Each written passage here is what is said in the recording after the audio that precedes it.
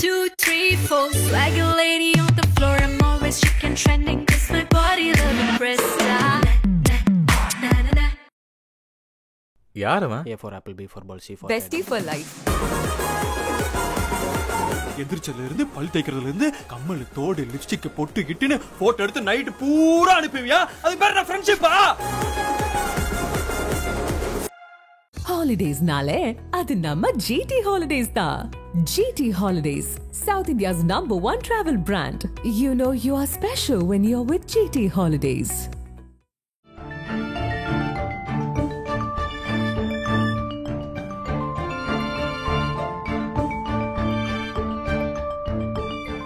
உங்கள் ஜீரண கோளாறுகளுக்கும் வயிற்றெரிச்சலுக்கும் சரியான ஒரு தீர்வு. Honest, உன்னெல்லாம் லைஃப்ல யாருமே மிஸ் பண்ண கூடாதுடா. Let's get married, Harish.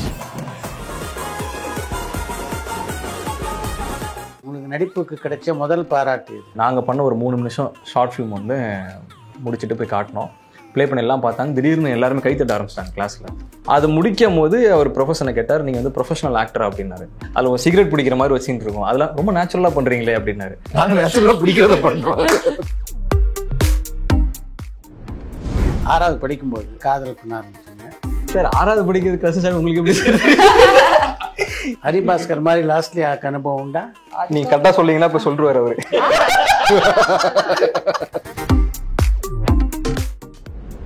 ஒரு கட்டத்துக்கு அப்புறம் கொஞ்சம் சீரியஸா இதெல்லாம்.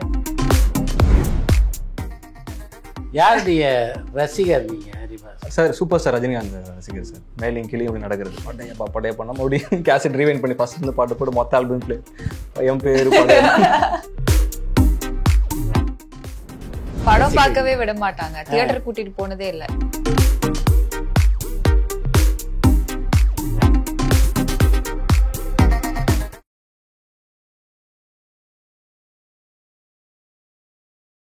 யூடியூப் ஆரம்பிக்கும் போது ஹரிபாஸ்கருடைய கோல் என்னவா இருந்தது? அப்போ அந்த டைமில் எந்த கோலும் இல்லை சார். ஏன்னா யூடியூப் ஸ்டார்ட் பண்ணதே எதர்ச்சியாக ஸ்டார்ட் பண்ணது தான்.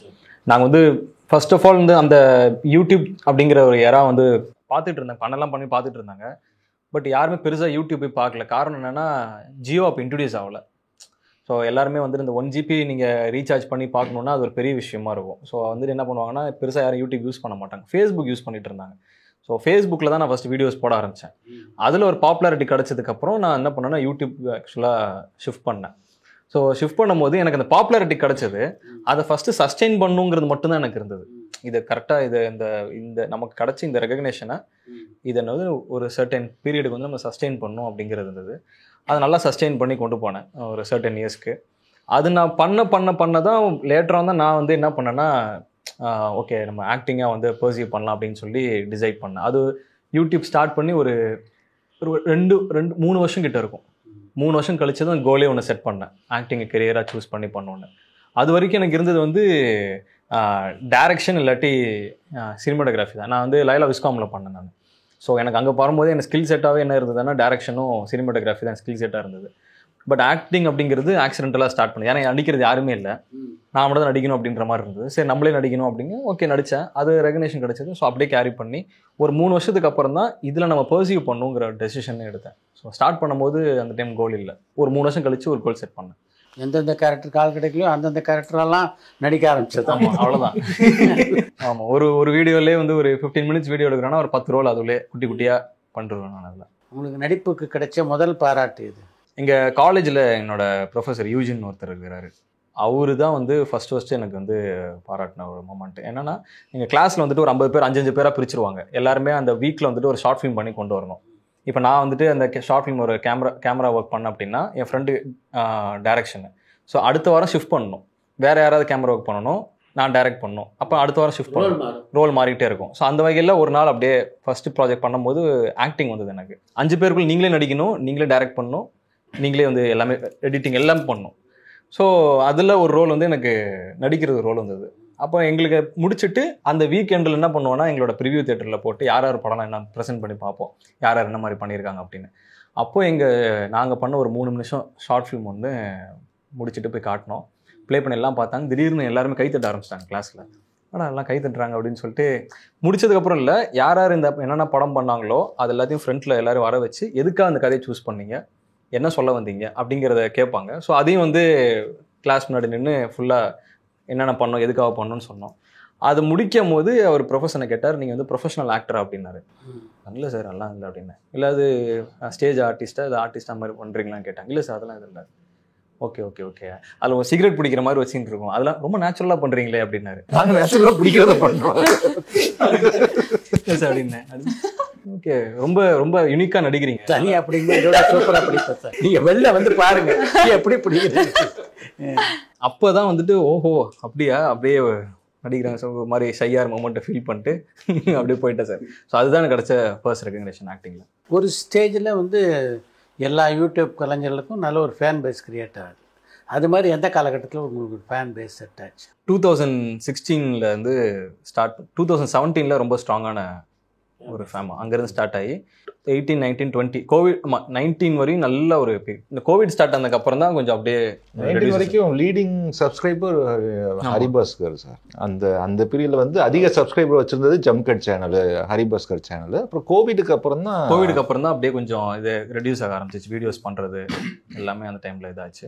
அப்போ சைட் பை சைட் அப்போ எனக்கு அந்த மூவி ஆப்பர்ச்சுனிட்டி வந்தது, நான் சொன்ன ஃபர்ஸ்ட் சொன்னல அந்த ஆப்பர்ச்சுனிட்டி வந்தது. அதுவும் சர்டன் இயர்ஸ் அப்படியே போனனால கொஞ்சம் கரெக்டாக அதை அலைன் பண்ண முடியல சில விஷயங்களை. உங்கள் நடிப்பை இம்ப்ரூவ் பண்ணிக்கிறதுக்கு நீங்கள் என்ன பண்ணீங்க? ஃபஸ்ட்டு வந்து நிறையா கண்ணாடி முன்னாடி நடிப்பீங்களா? அதெல்லாம் நடிப்பேன், அதெல்லாம் பண்ணுவேன். வீட்டில் உட்காந்துட்டு கிறுக்குத்தனமான சிலலாம் பண்ணுவேன் சார். அதெல்லாம் ரொம்ப ரொம்ப மேடாக தான் இருக்கும். ஆனால் வீட்டிலையே என்ன பண்ணுறதுன்னா, வீட்டில் இருக்கிறவங்கக்கிட்ட நடிக்கிறதுன்னு சொல்ல மாட்டேன், ஏதாவது ஃபன்னி ஏதாவது பண்ணிக்கிட்டே இருப்பேன். அப்புறம் என்ன பண்ணுவேன்னா, ஏதாவது படத்தோட டைலாக் ஏதாவது பார்த்தேன் அப்படின்னா அதை நானே என்ன பண்ணுவேன்னா, சும்மாவே இப்போ நம்ம வீட்டில் சும்மா பாட்டு பாடுவோம்ல, நான் என்ன பண்ணுவேன் அப்படின்னா டைலாக் அப்படியே சும்மா பேசி நானே நடித்து பார்த்துப்பேன். அது நடிக்கணும்னு பண்ண மாட்டேன், நானே இயல்பாக அதை சும்மா பண்ணிகிட்டே இருப்பேன். அந்த மாதிரி ஏதாவது ஒன்று பேசிக்கிட்டு தொண்ணு பண்ணிகிட்டே இருப்பேன். அது ஒரு சின்ன ஹெல்ப். அது மட்டும் இல்லாமல் ஃபிசிக்காக கொஞ்சம் டெவலப் பண்ணணும்னு நினச்சேன். ஸோ அது கொண்டு வரணும். தென் வந்து நிறையா இதை தாண்டி நிறையா விஷயங்கள் இன்னும் கற்றுக்கணுன்ற மாதிரி இருந்தது ஆக்டிங் வைஸு. ஸோ அதுக்கு என்னெல்லாம் பண்ணணுன்னா, என்னோடய சேனலில் காமெடி வீடியோஸ்லாம் பண்ணிகிட்டு இருந்தேன். அப்புறம் இதை இன்னும் கொஞ்சம் நல்லா பெட்டராக பண்ணணும்னு சொல்லி இன்னொரு சேனல் ஓப்பன் பண்ணேன் எனக்குன்னு. அதில் நான் என்ன பண்ண ஆரம்பிச்சேன்னா, ஷார்ட் ஃபிலிம்ஸ், வெப் சீரிஸ்ன்னு சொல்லி இதில் என்னென்னலாம் பண்ணணும் அதை அப்படியே பண்ணாமல் வேறு மாதிரி பண்ணணும். இந்த சேனல் என்னெல்லாம் பண்ணணும் வேறு மாதிரி பண்ணணும், கான்ட்ராஸ்ட்டாக அப்படியே வேறு மாதிரி பண்ணேன். ஸோ அதில் நடிச்சு கொஞ்சம் பில்ட் பண்ணிக்கிட்டேன். ஸோ அந்த சேம் டைம் கான்டாக்ட் சரி பண்ணால் வந்து மட்டும் போதாது, சரி கான்டாக்ட் பில்ட் பண்ணணும் அடுத்த லெவல் போகிறதுக்கு அப்படிங்கிறது கான்டாக்ட் பில்ட் பண்ண சோர்ஸ் பண்ண ட்ரை பண்ண ஆரம்பித்தேன். ஸோ இது எல்லாமே ஒரு ப்ராசஸ் தான் அந்த டைமில் நடந்தது. உங்கள் வீட்டில் எப்படி ரியாக்ட் பண்ணாங்க இதுக்கெல்லாம்? வீட்டில் ஃபஸ்ட்டு வந்து எல்லாம் பண்ணும்போது ஒன்றும் புரியல அவங்களுக்கு எல்லாமே. ஃபஸ்ட்டு ஒரு என்ன பண்ணுறான் அவன், ஏதோ ஒன்று பண்ணிட்டுருக்கிறான் இன்னும் பார்த்தாங்க. என்றைக்கு இந்த யூடியூப்லாம் பண்ணி ஒரு வாட்டி நமக்கு இந்த இன்கம் ஸ்டார்ட் ஆச்சோ, ஒரு 2000 ரூபாயிலேருந்து ஸ்டார்ட் ஆகி ஒரு 6000 ரூபா வர ஆரம்பிச்சதோ, ஓகே அப்படின்னு. எனக்கு இன்னும் எக்ஸாம் இன்னுமே காலேஜில் அரியர்ஸ் இருக்குது, இன்னும் முடிக்கணும் 3 அரியர்ஸ் இருக்குது. எங்கள் அப்பா சொல்லிகிட்டே இருப்பா, அது என்ன முடிச்சிடறேன் அப்படின்னு சொல்லுவார். அப்புறம் ஒரு பாயிண்ட் மேலே தான் விட்டுட்டார் அது. எனக்கு வந்து இந்த இன்கம் வந்து ஒரு 6000 ரூபாயெலாம் ஸ்டார்ட் பண்ணி ஒரு 1 லட்ச ரூபா 1.5 லட்ச ரூபா வர வரைக்குமே வந்து சொல்லிட்டு தான் இருந்தாங்க. ஸோ ஒரு பாயிண்ட்டுக்கு மேலே கன்சிஸ்டண்ட்டாக வரும்போது அப்போ தான் சப்போர்ட் பண்ண ஆரம்பித்தாங்க. சரி இந்த லைனில் ஏதோ பண்ணுறான் அப்படின்னு சொல்லி. அது வரையும் அவங்களுக்கு ஒன்றும் புரியல, எதுக்கு பண்ணிகிட்டு இருக்குது அப்படின்னு கேட்டுட்டு இருந்தாங்க. 6வது படிக்கும்போது காதல் பண்ண ஆரம்பிச்சிங்க சார். 6வது படிக்கிறது கிளாஸ் சார் உங்களுக்கு எப்படி? மற்றவங்களுக்கு ஹரிபாஸ்கர் என்ன வித்தியாசம்னா, மற்றவங்க சீனியரெல்லாம் பார்த்து லவ் பண்ணுவாங்க, சீனியரையே லவ் பண்ணவர் அவர். ஆமாம் சார், ஒரு கொஞ்சம் வயசு 10th தான் வரும்போது கொஞ்சம் சீனியர் மேலாம் க்ரஷ் இருந்தது.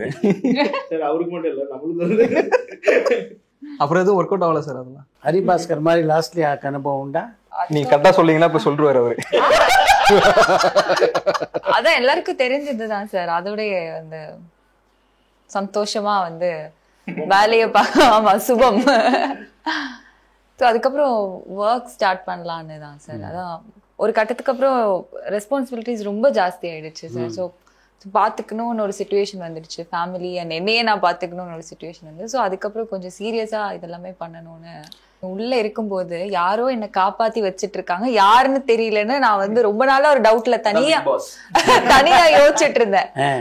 ஸோ எனக்கு இந்த மாதிரி எனக்கு பிடிச்சவங்க இருக்காங்கன்னு தெரியாது. வெளில வந்து திருப்பி ஸ்ரீலங்கா போயிட்டு நியூஸ்ல போய் மறுபடியும் ஜாயின் பண்ணிடலாம், நம்ம பழைய வாழ்க்கைக்கு போயிடலான்ற ஒரு எண்ணம் தான். ஏன்னா ஒவ்வொரு வீக்கும் திட்டு வாங்குவேன் சார், எதுக்கு உங்களை அனுப்பிச்சோம், என்ன பண்றீங்க, உங்களுக்கு கொடுத்தது நீங்க இருக்கிற ஆப்பர்ச்சுனிட்டி இன்னொருத்தங்க யூஸ் பண்ணிருக்கலாம். ஸோ இந்த மாதிரிலாம் பேசும்போது எனக்கு இருக்கும் நம்ம ஏதோ தப்பான ஒரு முன்னுதாரணமா இருந்துட்டு இருக்கோம் போல எல்லாருக்கும். இப்படிலாம் எனக்கு நிறைய தாட்ஸ். தனியா தானே சார் அங்க இருக்கணும். ஸோ தனியா இருக்கும்போது நிறைய இந்த மாதிரி வந்துட்டு இருந்தது. ஸோ வெளியில வந்து பார்க்கும்போது தான் தெரிஞ்சது நான் யோசிச்சதுக்கும் இதுக்கும் சம்மந்தமே இல்லை உள்ள இருக்கும்போது அப்படின்றது. ஸோ அதுக்கப்புறமா வந்துட்டு கொஞ்சம் கொஞ்சமாக ஆப்பர்ச்சுனிட்டிஸ் வரும்போது ஸ்டார்டிங்கில் வந்து எனக்கே தெரியல சார் எதை சூஸ் பண்ணும், எப்படி ப்ரொடக்ஷன்னா என்னது எதுவுமே தெரியாது. ஸோ நானே என்னோட ஓன் ரிஸ்கில் தான் ஒவ்வொன்றாவே பண்ணிட்டு இருந்தேன். ஸ்டார்டிங்கில் பண்ணேன் எல்லாமே. அதுக்கப்புறமா ஒரு கட்டத்துக்கு மேலே எனக்கு ரொம்ப பிடிச்சிருந்தது. ஷூட்டிங் ஸ்பாட் போகிறதா இருக்கட்டும், ஒவ்வொரு கேரக்டர்ஸாக பண்ணுறதா இருக்கட்டும், நரேஷன் போகிறதா இருக்கட்டும். ஸோ இதெல்லாமே பார்த்துட்டு ஓகே இந்த ஃபீல்ட் எனக்கு ரொம்ப பிடிச்சிருக்கு, நம்ம இதுலேயே வந்து கொஞ்சம் கொஞ்சமாக ஏதாவது பண்ணி முன்னுக்கு வரலாம் அப்படின்னு ஒரு முடிவு பண்ணேன் சார். ஸோ அந்த மாதிரி தான் சார் ஸ்டார்ட் ஆச்சு. இப்போ இந்த படத்தை ப்ரமோட் பண்ணுறதுக்கு சில கல்லூரிக்கெல்லாம் கூட நீங்கள் போனீங்க. எப்படிப்பட்ட வரவேற்பு இருந்தது உங்களுக்கு? ரொம்ப நிறைய நல்ல வரவேற்பு இருந்தது சார். அவங்க ஃபஸ்ட்டு எங்களை வந்து சின்ன வயசுலேருந்தே ஃபாலோ பண்ணிகிட்டு இருக்கிறவங்க பார்க்குறாங்க. இப்போ என்ன இவங்கள அவங்க சொல்லுவாங்க எல்லாமே சார், அவங்க இப்போதான் உங்கள் வீடியோஸ்லாம் பார்த்து நாங்கள் எல்லாருமே வந்திருக்கிறோம், ரொம்ப பண்ணிட்டுருங்க, ஏன் ஸ்டாப் பண்ணீங்க, எங்களை மோடி பண்ணுங்கள், அந்த மாதிரி என்டர்டெயின்மெண்ட் பண்ணுங்கன்னு சொல்லுவாங்க. இவங்களுக்கு வந்துட்டு இவங்க பிக் பாஸ்ல வந்து அவங்க ஃபேன் ஃபாலோயிங்லாம் பார்த்துட்டு பயங்கர கிரேஸா லாஸ்ட்லியா அப்படின்னு சொல்லி இவங்க கூட ஃபோட்டோஸ் எடுக்கிறது அப்படிங்கிறது. ஸோ நாங்கள் 2 பேரும் படம் பண்ணுறவங்கும் போது அவங்களுக்கு ரொம்ப ஒரு எப்படி இருந்ததுன்னா, ஓ இதுன்னா ஒரு புதுசாக இருக்குது, டிஃப்ரெண்ட்டான ஒரு விஷயம் வந்து ஓப்பன் ஆகுது அவங்க பண்ணுறாங்க அப்படிங்கும்போது நல்ல சப்போர்ட் இருந்தது. எல்லாருமே கண்டிப்பாக போய் தியேட்டரில் பார்ப்போம் அப்படின்ற மாதிரி. நிறைய பேருக்கு டீசரும் ரொம்ப பிடிச்சிருந்தது. ரொம்ப நல்லா இருந்தது. ஆமாம், டீசரும் பார்த்துட்டு இது ரொம்ப பிடிச்சிருக்கு, இன்ட்ரெஸ்ட். ஸோ எல்லாருமே வந்து டெஃபினட்டாக பார்க்கணும் அப்படின்ற மாதிரி. ஏன்னா அவங்கள ரிலேட் பண்ணுற மாதிரி நிறைய விஷயங்கள் இருக்குது. ஸோ அவங்களுக்கு நல்லா ரிலேட் ஆகும் அப்படின்னு. ஸோ எல்லாருக்குமே நல்ல ஒரு வெல்கமிங்காக இருக்குது பார்க்குற வரைக்கும் அவங்கள்ட்ட இருந்து. எத்தனை டுயட் இருக்கும் 2 பேருக்கும்? அதுதான் இல்லை சார். அப்படியா? 6 பாட்டு போட்டீங்க, அவங்க ஒரு பாட்டு போடணும். அதுவும் கேட்டார் சார், அவரும் கேட்டார் என்னங்க ஒரு டூயட் சாங் எதுவுமே இல்லை அப்படின்னு சொன்னேன்னு, கதையில தேவையில்லையே தலைவா அப்படின்ற மாதிரி தான் அது. எதுவுமே இல்லை சார். ஆக்சுவலா இது வந்து ஒரு டிஃப்ரெண்டா ஒரு இந்த ஸ்டோரியில இந்த லவ் வந்து கொஞ்சம் டிஃப்ரெண்டா இருக்கும்.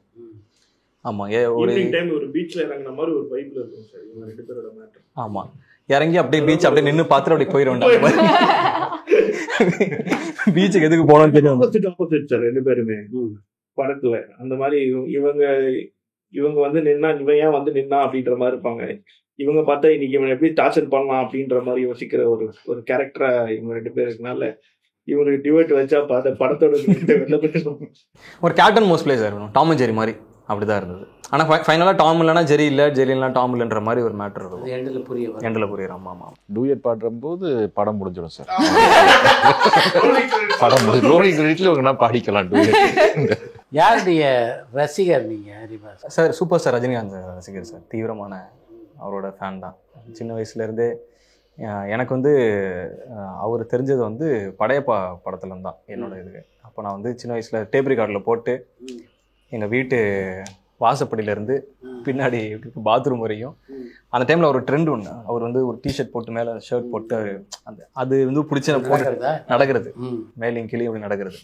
படையப்பா நம்ம அப்படியே கேசட் ரீவைண்ட் பண்ணி ஃபர்ஸ்ட்லேருந்து பாட்டு போட்டு மொத்த ஆல்பம் பிளே என் பேர் வீட்டில் போடல எடுத்து போடா ஸ்கூலுக்கு போடான்ருவாங்க. ஸோ அப்போலேருந்து அவர் ஃபாலோ பண்ணிட்டு வந்தது தான்.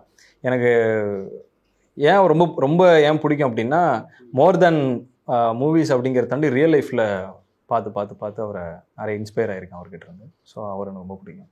லாஸ்ட்லியா ரஜினி சார் ரொம்ப பிடிக்கும் சார். எங்கள் அப்பா வந்து ரஜினி சாரோட தீவிரமான ஒரு ஃபேன். ஸோ வீட்டில் வந்து படம் பார்க்கவே விட மாட்டாங்க. தியேட்டர் கூட்டிட்டு போனதே இல்லை. ஃபர்ஸ்ட் தியேட்டர் கூட்டு போய் காமிச்ச படம் பாபா. ஸோ வீட்டில் போற படம் எல்லாமே ரஜினி சார் படம் தான் போகும். ஸோ எனக்கு என்னோட தங்கச்சி வந்து இப்போதான் சார் ஸ்கூல் படிக்கிறா. அவளுக்கே வந்து ரஜினி சார் தான் பிடிக்கும். ஏன்னா எங்க அப்பா காமிச்ச ரஜினி சார் படம் மட்டும் தான் அவர் பார்த்துட்டே இருப்பாரு. எங்களுக்கு பார்த்து ஒரு கட்டத்துக்கு அப்புறம் ரொம்ப பிடிக்க ஸ்டார்ட் ஆயிடுச்சு. எனக்கு அவரை ரொம்ப பிடிக்கும் சார். எப்பயாவது அவர் ஒரு படத்துல ஒரே ஒரு சீன் மட்டும் நடிக்கணும்னு கூட எனக்கு ஆசை. அப்போ சந்திக்கக்கூடிய வாய்ப்பு கிடைச்சதா? இல்லை சார், இன்னும் கிடைக்கல. அதான் வெயிட் பண்ணிருக்கேன் சார்.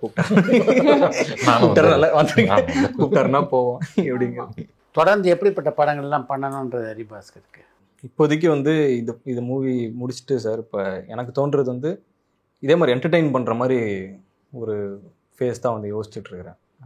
எந்த கதை இப்போவுமே டைலமா தான் சார். எனக்கு பேசிகிட்டு இருக்கும்போது சொன்னோம் என்ன மாதிரி கதை இருக்குது, இது போகலாமா வேண்டாமா, இல்லை ஏன்னா இப்போ அடுத்து எடுக்கிற கதை வந்து ரொம்ப இம்பார்ட்டண்ட்டு. ஸோ இதிலிருந்து நம்ம ஸ்கேலிங் எப்படி மாறப்போகுதுங்கிறது தெரிய வரும். அப்படிங்கிறனால அது ஃபேக்டரை முடிவெடுக்க முடியல. ஆனால் எனக்கு என்ன தோணுதுன்னா, நல்லா என்டர்டெயின் பண்ணணும், நம்மளால் முடிஞ்ச நம்ம ஸ்ட்ரென்த் இன்னும் இப்போ தான் வந்திருக்கிறோம், இதில் மேக்ஸிமம் எவ்வளோ எக்ஸ்ப்ளோர் பண்ண முடியுமோ அதை ஃபஸ்ட்டு பண்ணுவோம் அப்படிங்கிற இதில் இருக்குது. அதனால் ஒரு என்டர்டெயின்டான ஒரு மூவியை தான் பண்ணணும்னு ஆசைப்பட்றேன். சினிமா ரசிகருடைய யூஎஸ்பி என்னவா இருக்குது அப்படின்றத உங்களால் புரிஞ்சிக்க முடியுதா? புரிஞ்சுக்க முடியல சார். ரொம்ப இப்போ வரைக்கும் கன்ஃபியூஷனாகவே இருக்கு. அது ஜட்ஜ் பண்ணவே முடியல. ஜட்ஜ் பண்ண முடியாது, கொஞ்சம் கஷ்டம்தான். மேபி ஓரளவுக்கு எக்ஸ்பீரியன்ஸ் இனிமேல் ஃபீல்டில் சஸ்டெயின் ஆகிறது பொறுத்து கொஞ்சம் அதான் தெரிஞ்சுக்கலாம்னு நினைக்கிறேன். இந்த யூடியூப் அனுபவம் அதுக்காக உதவி இருக்கான்னு கேட்குறேன். நீங்கள் பல வீடியோக்கள் போடுறீங்க, ஒரு குறிப்பிட்ட வீடியோ மிகப்பெரிய வரவேற்பு பெறும், அந்த ட்ரெண்டு, அதை பார்த்து ஏதாவது ஜட்ஜ் பண்ண முடியுதா அவங்களால? இல்லை சார், அது டோட்டலாகவே அதுவும் வெரி ஆகிட்டு. யூடியூப் ஆடியன்ஸும் அவங்களோட ஆடியன்ஸ் வேறு, சினிமா டோட்டலாகவே வேறு சார். அவங்க அது யூடியூப்பில் உட்காந்து மேக்ஸிமம் பார்த்து கமெண்ட் பண்ணுறவன் எவனுமே தேட்டருக்குள்ளே வரமாட்டான். அவன் அதில் கமெண்ட் முடிச்சுட்டு அடுத்த வீடியோக்கு கமெண்ட் போட போயிடுவான். ஸோ அதுதான் இன்ட்ரெஸ்ட். ஆமாம், அவங்க லைஃப் ஸ்க்ரோலிங்லேயே போயிடும். ஸோ தியேட்டருக்கு வரவங்க வந்து இந்த என்ன சொல்கிறது, மேக்ஸிமம் ரெகுலராக வந்து படம் பார்க்குறவங்க தான் இப்போயும் ரெகுலராக படத்துக்கு வந்துக்கிட்டு இருக்காங்க. அதனால் அந்த யூடியூப்பில் ஒரு வீடியோ சக்ஸஸ் ஆகுது, அது தியேட்டரில் மூவியாக சக்ஸஸ் ஆகும்னு நம்ம அது கெஸ் பண்ணவே முடியாது. மூவி வேறு, அது யூடியூப். இது எங்களுக்கு யூடியூப் என்னன்னா, ஓகே இந்த பையனை இங்கே பார்த்துருக்குறோம், அவன் இங்கே வரான், இவன் என்ன பண்ண போறான் அப்படிங்கிற பண்ணிக்க முடியும். இவன் என்ன பண்ண போறான் அப்படிங்கிறத தாண்டி இவன் நல்லா பெர்ஃபார்ம் பண்ணுவான்பான்ற நம்பிக்கை அவங்க கொடுக்க முடியாது. அது பார்த்தா தான் அவங்களுக்கு வந்து தெரியும், அவங்களுக்கு எப்படி பண்றானா இல்லையாங்கிறது பார்த்ததை பற்றி தெரியும். ஆனால் அது அதுவும் ஒரே ஆடியன்ஸ் மாதிரி ஃபீல் ஆகும். அது அப்படியே இருந்தாலும் சார், யூடியூப் பார்க்குறோம் இருந்தாலும் அவங்களுக்கு தெரியுது இதை எப்படி அவங்க பர்சீவ் பண்ணிக்கிறாங்க, படத்தை எப்படி பர்சீவ் பண்ணிக்கிறாங்க அப்படிங்கிறது. ஏன்னா அது ஒரு கிராஃப்ட், அது டோட்டலாக. இது வந்து ஒரு கான்டென்ட்டு, ஒரு 10 நிமிஷம் 15 நிமிஷம் 20 நிமிஷத்துக்குள்ளே நடக்க போகிறது. அவங்க தெரியும் இது போட்டால் ஒரு 15 நிமிஷம் தான் வரும், 10 நிமிஷம் தான் இருக்க போகுது, இது உள்ளே இவங்க கேரக்டர் என்ன ப்ளே பண்ணுறாங்க அது வந்து கண்டினியூஸாக பார்ப்பாங்க. பட் அதோட கன்வர்ஷன் வந்து அப்படி இருக்குமான்னு கிடையாது. ஸோ அது வந்து பார்த்துட்டு அவங்க என்ன ஃபீல் பண்ணுறாங்கிறது படத்துக்கு அப்புறம் தான் தெரியும். உங்களை போன்ற பல பெரும்பாலான புதுமுகம் நடிக்கிற படத்துக்கு வந்து முக்கியமான விஷயம் படத்தினுடைய தயாரிப்பாளர். எப்படி இருந்தது முரளியோட பணியாற்றிய உங்கள் தயாரிப்பாளரோட? ஃபஸ்ட்டு எங்கள் வீட்டில் பயங்கர ஹாப்பியானாங்க சார். என்ன படம் உடனே இது மாதிரி புது டைரக்டர் ஹரிபாஸ்கர், இது தேனாண்டால் ஃபிலிம்ஸ்னோடனே உடனே எங்கள் அப்பா பயங்கர ஹாப்பியானார். ராமநாராயணன் சார் அவங்க அந்த இதில் நல்ல கம்பெனி நல்ல இதுன்னு எனக்கும் அந்த ஒரு தேனாண்டால் ஃபிலிம்ஸில் இருந்து இப்போது விவேக் சார்லாம் பெரிய காமெடி நடந்து அந்த தேனாண்டால் ஃபிலிம்ஸில் பண்ண படங்கள் அந்த இதுதான். ஸோ அதில் நம்ம பண்ணுறோம் அப்படிங்கும்போது எனக்கு அது பர்சனலாக எனக்கு பயங்கர ஹாப்பியாக இருந்துச்சு. சார் வந்து நாங்கள் ஃபஸ்ட்டு அப்ரோச் பண்ணவும் பிளைண்டாக தான் அப்ரோச் பண்ணி பேசணும். இப்போ எங்கள் இதில் வந்து அஃப்ரோஸ் ஃபாத்திமான்னு ஒருத்தங்க எக்ஸிக்யூட்டிவ் ப்ரொடியூசர் அந்த படத்தில் ஒர்க் பண்ணிகிட்டு இருக்கிறாங்க. ஸோ அவங்க மூலிமா தான் வந்து சார் நாங்கள் ரீச் பண்ணோம். ஸோ அவங்க தான் ஃபஸ்ட்டு ரீச் பண்ணாங்க. ஸோ அவங்களை ரீச் பண்ணி நான் வந்து சார் எங்கே பார்த்தேன்னா ஃபஸ்ட்டு அவர் மீட் பண்ண இதே வந்து சேம்பர்ஸில் தான் அவர் பார்த்தேன். நான் முத உட்காந்துருந்தார். ரொம்ப நாங்கள் ஒரு நர்வஸாக உட்காந்துருந்தோம் எப்படி இருக்கும் அப்படின்னு. பட் அவர் வந்து ரொம்ப கேஷுவலாக அப்படி இருந்தார், ரொம்ப இயல்பாக பேசினார், எல்லாமே ரொம்ப சாஃப்டாக. அதாவது நிறைய பேர் பார்த்துட்டு வந்திருக்கிறாங்க, நம்ம புது ஆள் உள்ளுக்கு போய் இது மாதிரி சொல்கிறோம் அப்படின்னு. ஃபஸ்ட்டு அவருக்கு என்ன யாருன்னு தெரியாது. இப்போ நான் தான் போய் ஃபஸ்ட்டு நான் இப்படி பண்ணிகிட்ருக்கோன்னு சொல்லி இன்ட்ரடியூஸ் அதுக்கப்புறம் தான் அப்படிங்களான்னு பார்க்க ஆரம்பித்தார் அவர். தென் வந்து கதை ஃபஸ்ட்டு ஸ்டோரிலாம் போய் சொல்லும் போது டேட்லாம் கொடுத்தாரு. அப்புறம் அந்த டைமில் அந்த சிச்சுவேஷன் செட் ஆகலை. அப்புறம் ஒரு வருஷம் அப்படியே நான் ஃபாலோ பண்ணிகிட்டே இருந்தேன். எப்போ பேசினாலும் ரொம்ப சாதுவாக அமைதியாக தான் ரிப்ளை பண்ணுவார். அவர்கிட்ட இருந்து எந்த ஒரு ரியாக்ஷன் நம்ம எதிர்பார்க்க முடியாது.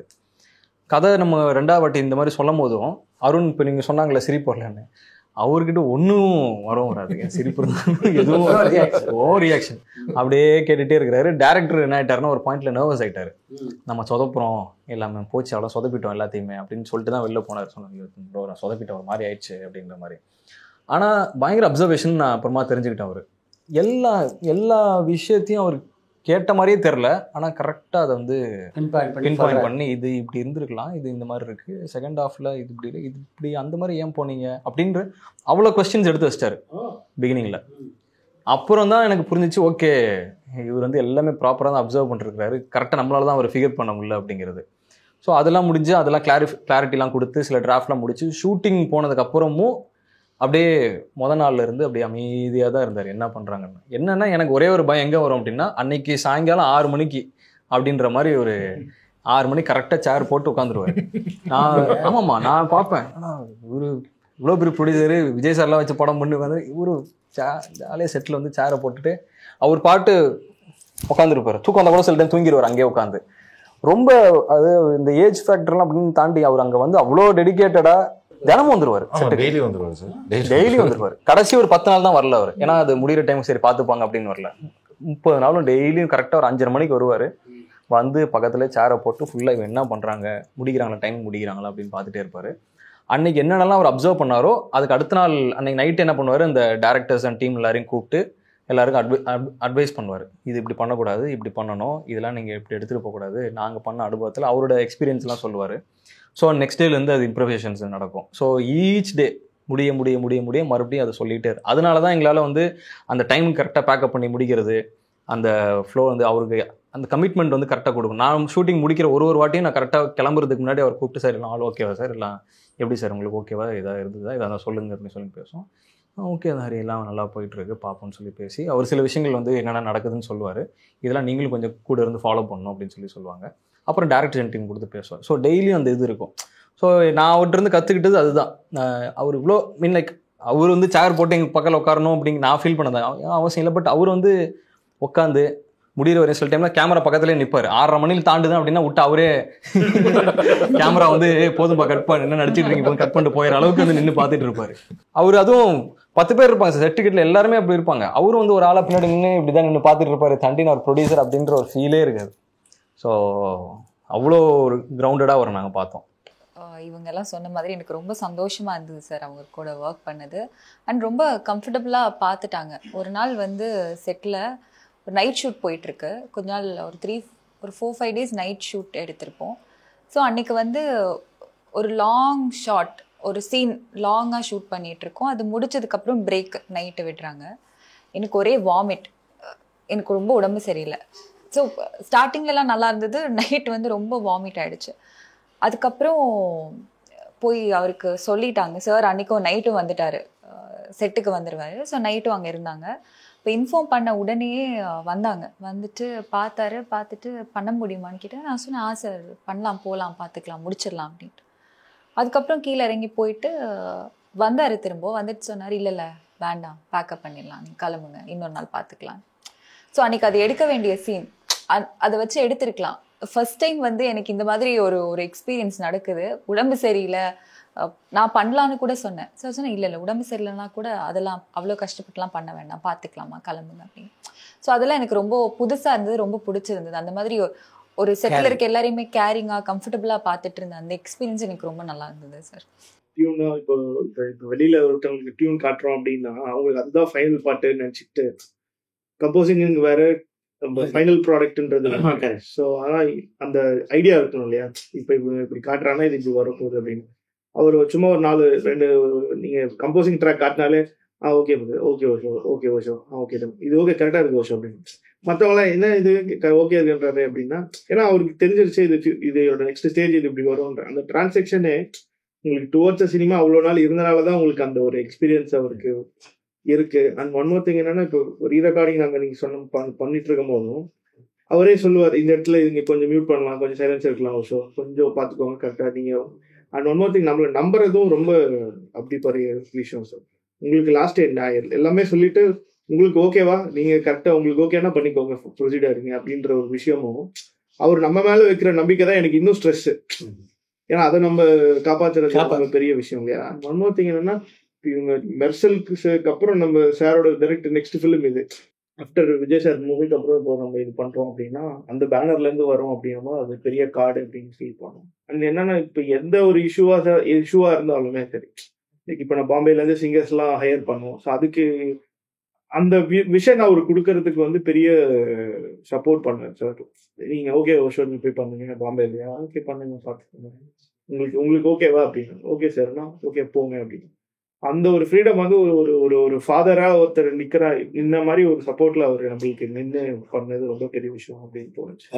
ஹவுஸ் கீப்பர் வெற்றிக்கு டூரிங் டாக்கி சார்பாக மனமார்ந்த வாழ்த்துக்களை தெரிவிச்சு ரொம்ப நல்லா இருக்கு சார். ஆக்சுவலாக ரொம்ப நீங்க இப்போ ஏன் சார் நிறைய நடிக்கிறது இல்லை? ஃபாதரா நடிக்கிறதுக்கு ரொம்ப ரொம்ப ஆள் இல்லை சார். ஒரு படத்துல தாத்தாவே நடிச்சிருக்கேன், அதிதி சங்கருக்கு தாத்தாவை.